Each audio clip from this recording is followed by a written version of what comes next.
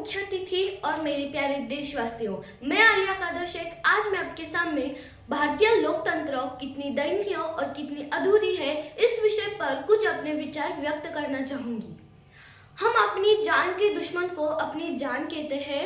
हम अपनी जान के दुश्मन को अपनी जान कहते हैं। मोहब्बत की इसी मिट्टी को हिंदुस्तान कहते हैं।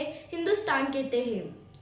जो दुनिया में सुनाई दे उसे खामोशी कहते हैं। जो आंखों में दिखाई दे उसे तूफान कहते हैं। जो ये दीवार का सुराग है साहब, जो ये दीवार का सुराग है, चाइना, अमेरिका, पाकिस्तान साजिशों का हिस्सा है, मगर हम इसे अपने घर का रोशनदान कहते हैं। अपने घर का रोशनदान कहते हैं। आजादी आजादी का असली मतलब वही समझ सकता है जिसने कभी गुलामी देखी हो। हम सौभाग्यशाली है जो हमने स्वतंत्र भारत में जन्म लिया। यूं तो आजादी की लौ 1857 में ही चल चुकी थी, जो वर्षाल बनकर 1947 में हमारे देश को आजाद कर लाई।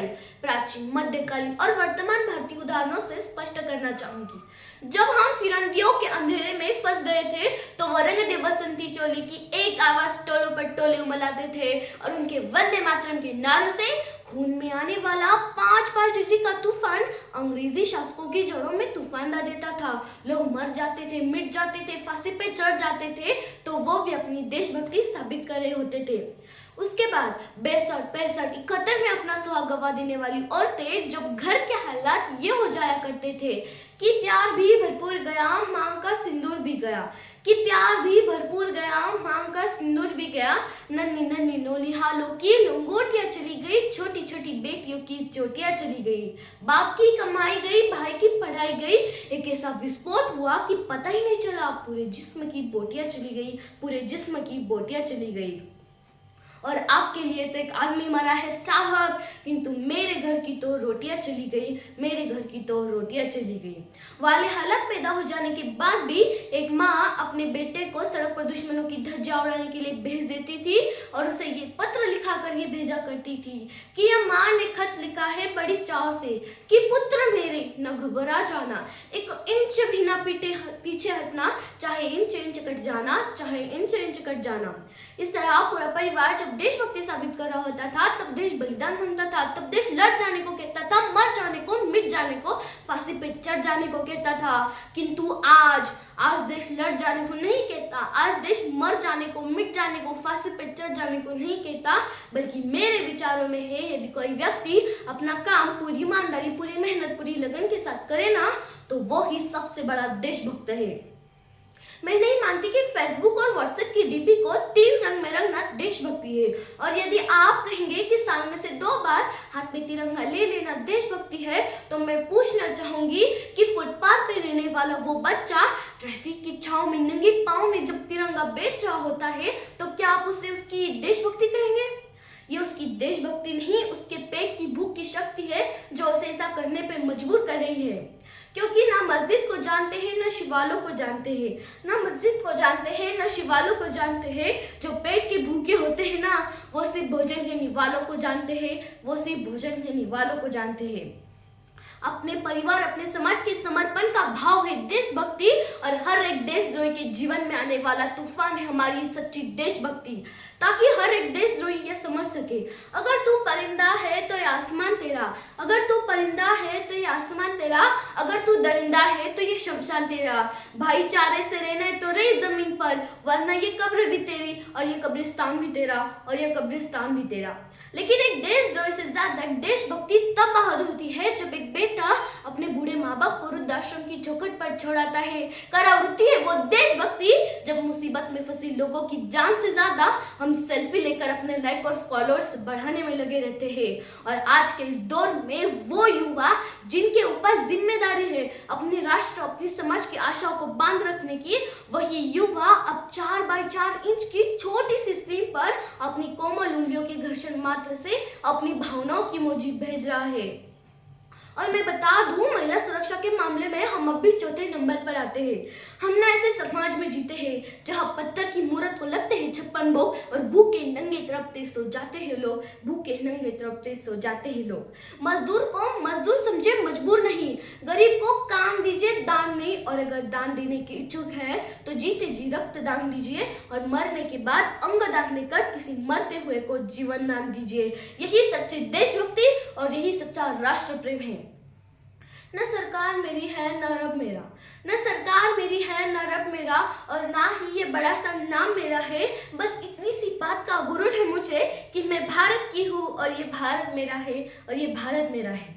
लेकिन एक वैचारिक बीमारी हमारे समाज में नजर आती है। कहा जाता है कि हम दुनिया के सबसे बड़े लोकतंत्र हैं, जहाँ हिंदू पैदा होते हैं, मुसलमान से सिख और ईसाई भी पैदा होते हैं, लेकिन बदकिस्मती से अब इंसान पैदा नहीं होते। और मेरे विचारों में है, ना हिंदू की जरूरत है ना मुसलमान की जरूरत है, ना हिंदू की जरूरत है ना मुसलमान की जरूरत है। एक राष्ट्र निर्माण के लिए केवल एक अच्छे इंसान की जरूरत है, केवल एक अच्छे इंसान की जरूरत है। जरा सोच कर देखिए, ये पेड़ पौधे और शाखाएं भी परेशान हो जाए अगर परिंदे भी हिंदू और मुसलमान हो जाए, अगर परिंदे भी हिंदू और मुसलमान हो जाए। बड़ी आश्चर्य की बात है, जिस देश ने पूरी दुनिया को तक्षशिला और नालंदा दे करके विश्वविद्यालय शिक्षा की बुनियाद रखी, आज विश्व के 100 विश्वविद्यालय में हमारे देश का एक भी विद्यालय खड़ा नहीं हो पाता। जहाँ एक और हमारे पास IIT, IIM, NIT जैसे शिक्षण संस्थान है, वही दूसरी ओर गरीबों को बेरोजगारी की जमात में खड़ा करके उनके हाथों में सर्व शिक्षा अभियान का झुंझुना पकड़ा दिया जाता है। और ये शैक्षणिक बीमारी का कारण वो ये है कि हमारी देश की शिक्षा केवल 2 तरह के लोगों के लिए बनी है। पहले वो जो विद्वान है और दूसरे वो जो धनवान है। इसी गजब की बीमारियां हैं और ये बीमारी की जड़ है ना, तो वो है हमारा अंधविश्वास। और मेरे विचारों में है, जब तक इस देश का युवा मंदिरों में जा जाकर नारियल फोड़ फोड़ कर भगवान को रिश्वत लगाता रहेगा, अपने धर्म को, अपनी जाति को ऊंचा मानकर दूसरे के धर्म को अवहेलना करता रहेगा, तब तक तो ना इस देश से अंधविश्वास हटेगा और ना ही हमारा राष्ट्र निर्माण संभव होगा। हमारी संस्कृति, हमारी सभ्यता को दुनिया ने शीश नवाया है, तो क्यों हमने आस्था के नाम पर अंधविश्वास फैलाया है? हमारा राष्ट्र निर्माण तब संभव होगा जब इस देश में महिलाओं की पूजा नहीं, उनकी इज्जत की जाएगी। हमारा राष्ट्र निर्माण तब संभव होगा जब इस देश में स्वच्छ भारत, स्वस्थ भारत अभियान में केवल सरकार नहीं बल्कि सड़क पर चलने वाला हर वो नागरिक हाथ बटाएगा। हमारा राष्ट्र निर्माण तब संभव होगा जब इस देश का एक गरीब बच्चा मध्याह्न भोजन के नहीं बल्कि याना रचन के लिए हाईस्कूल की चौखट पर पैर रखेगा। और हमारा राष्ट्र निर्माण तब तक संभव नहीं होगा जब तक एक नागरिक नैतिक रूप से सदिग्ध, चैतिक रूप से भ्रष्ट और मानसिक रूप से ग्वाल होता रहेगा। बड़ी बड़ी बातें नहीं, छोटी छोटी कोशिशें करनी होगी, क्योंकि ठोकर हमें पहाड़ों से नहीं बल्कि पत्थरों से लगा करती है। और आज इस मंच पर मैं भारत की बेटी पूरे जिम्मेदारी के साथ यह कहती हूँ कि हमारा राष्ट्र निर्माण तब संभव होगा जब हम सभी, मैं, आप, हम सब मिलकर प्रयास करेंगे। क्योंकि हमारी देश की जिम्मेदारी नहीं हमें आगे ले जाने की, बल्कि हमारी जिम्मेदारी अपने देश को आगे ले जाने की, अपने राष्ट्र, अपने समाज को आगे ले जाने की। तो अंत में बस ये कहना चाहूंगी, मेरा हिंदुस्तान महान था, महान है, महान रहेगा। मेरा हिंदुस्तान महान था, महान है, महान रहेगा। होगा हौसला सबके दिलों में, बुलंद तो एक दिन पाकिस्तान भी जय हिंद कहेगा, पाकिस्तान भी जय हिंद कहेगा।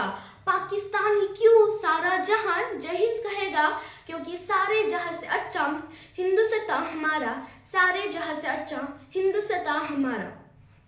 पानी न हो तो नदियाँ किस काम की, आंसू न हो तो आंखें किस काम की, दिल न हो तो धड़कन किस काम की। अगर हम वतन के काम ना आए तो ये जिंदगी क्या काम की, ये जिंदगी क्या काम की। धर्म पूछकर बहनों का सिंदूर मिटाया था तुमने, वही मिटे सिंदूर का बारूद बनाया हमने। पहलगाम बदला ले करके दुनिया को यह बता दिया कि चुटकी भर सिंदूर की कीमत कितनी भारी पड़ती है, कि चुटकी भर सिंदूर की कीमत कितनी भारी पड़ती है। कुछ बात है कि हस्ती मिटती नहीं हमारी, कुछ बात है कि हस्ती मिटती नहीं हमारी।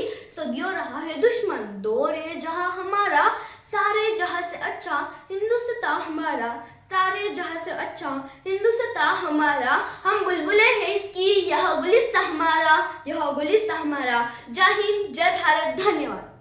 प्रेक्षक हो, तुम्हाला आमच्या स्पर्धकाचा व्हिडिओ नक्कीच आवडला असेल. आता या स्पर्धकाला जिंकवून देण्यासाठी तुम्ही सुद्धा मदत करू शकता. या स्पर्धकाचा व्हिडिओ लाईक करून, तसेच स्पर्धकाला प्रेरित करण्यासाठी त्या व्हिडिओवर कमेंट करून आणि हो, जास्तीत जास्त लोकांपर्यंत हा व्हिडिओ शेअर करून. प्रबोधन बहुउद्देशीय संस्था ही महाराष्ट्रातील कानाकोपऱ्यात विविध सामाजिक आणि शैक्षणिक उपक्रम घेत असते. ही स्पर्धा सुद्धा या उपक्रमाचा एक भाग आहे आणि हो, या परिवाराचा तुम्ही एक हिस्सा पण होऊ शकता. प्रबोधन मधील विविध उपक्रमांचे अपडेट मिळवण्यासाठी या चॅनलला नक्कीच सबस्क्राईब करा आणि हो, हा व्हिडिओ शेवटपर्यंत पाहिल्याबद्दल आपल्या सर्वांचे मनपूर्वक आभार.